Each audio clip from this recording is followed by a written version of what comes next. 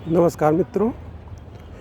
ज्योतिष में ऐसे तो 9 ग्रह होते हैं: सूर्य, चंद्रमा, मंगल, बुध, गुरु, शुक्र, शनि, राहु और केतु। लेकिन जो सबसे ज़्यादा जिस ग्रह का आतंक है वो है शनि। किसी को भी कह दीजिए कि आपका शनि खराब है, और ये ज्योतिषियों के लिए जो है धन दोहन का सबसे बड़ा माध्यम है शनि। कुछ भी हो, शनि।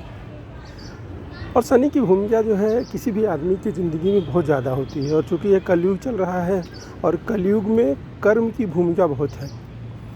और शनि जो है किसी भी कुंडली में लगातार आपकी पूरी कुंडली 360 डिग्री की होती है, और उस 360 डिग्री में लगातार 60 डिग्री का मालिक जो है वो शनि है। 10वें भाव का मालिक है और 11वें भाव का मालिक है। तो 10वें भाव का मालिक है मतलब आपके कर्म भाव का मालिक है, और 11वें भाव का मालिक है मतलब आपके कर्म के फल का भाव का मालिक है। तो आपके कर्म और आपके कर्म का फल दोनों ये शनि के हाथ में है। शनि ही आपसे कर्म कराएगा और आपके कर्मों का फल भी देगा। अब शनि क्या है? शनि जो है सूर्य का पुत्र है, ठीक है। बट सूर्य का वो एक तरह से अबंडेंट सन है। सूर्य चूँकि उसकी क्रूरता से जो है नाखुश होकर शनि को उन्होंने छोड़ दिया था। और सूर्य क्या है? सूर्य है अहंकार। और सूर्य इसलिए शनि जो है सूर्य को नापसंद करते हैं। वो अपने अहंकार बस इसकी क्रूरता है, चूँकि शनि काला है तो उसको कुरूप समझ के मेरा बेटा इतना कुरूप नहीं हो सकता है, तो उसको उन्होंने छोड़ दिया। तो सूर्य है अहंकार, तो शनि क्या है? शनि डाउन टू अर्थ है। तो जो आदमी अपनी लाइफ में डाउन टू अर्थ रहेगा, विनम्र रहेगा, शनि अहंकार को प्रदर्शित नहीं करेगा, शनि उसकी ज़रूर मदद करेगा, शनि उसे पीड़ित नहीं कभी करेगा। दूसरा, शनि को कहा जाता है वो दंडाधिकारी है। तो शनि उस तरह का दंडाधिकारी नहीं है जैसा कि भगवान राम थे, कि जो शरण में आ गया उसको छोड़ दिया, ठीक है। शरणागत को जे तजय निज नहीं तनुमान, तेनर पावर पाप में तेने विलोकत ध्यान। उस तरह का दंडाधिकारी नहीं है शनि। उस तरह का दंडाधिकारी है कि अगर आपने कोई छोटा से हर कर्म का फल देना उसे, दंडाधिकारी नहीं कहे कि अगर हम उसको कहें कर्म फलदाता है, तो हर कर्म का फल देना है। अच्छा बुरा कैसा भी कर्म होगा आपको उसका फल शनि देगा ही देगा। उसमें उसको कोई भी कोताही, कोई भी मतलब वो नहीं करेगा। जैसा आप कर्म करेंगे वैसा फल देगा, तो फल ज़रूर देगा। तो इसलिए जो है शनि को आप कुछ भी कर लीजिए, आपको वो फल देगा। आप कितनी भी शनि की पूजा कर लीजिए, तेल चढ़ा लीजिए, अभिषेक कर लीजिए, मंत्र जाप कर लीजिए, अगर आपने गलत काम किया है तो उसका फल वो देगा। अब उसमें एक चीज़ हो सकती है कि आप अपना फल खुद डिसाइड कर लीजिए, मतलब आप अपने आप को खुद दंड दे लीजिए। तो सबसे बड़ा दंड क्या होता है? सबसे बड़ा दंड है कि आप अन्न को जो है आपको अन्न की प्राप्ति ना हो।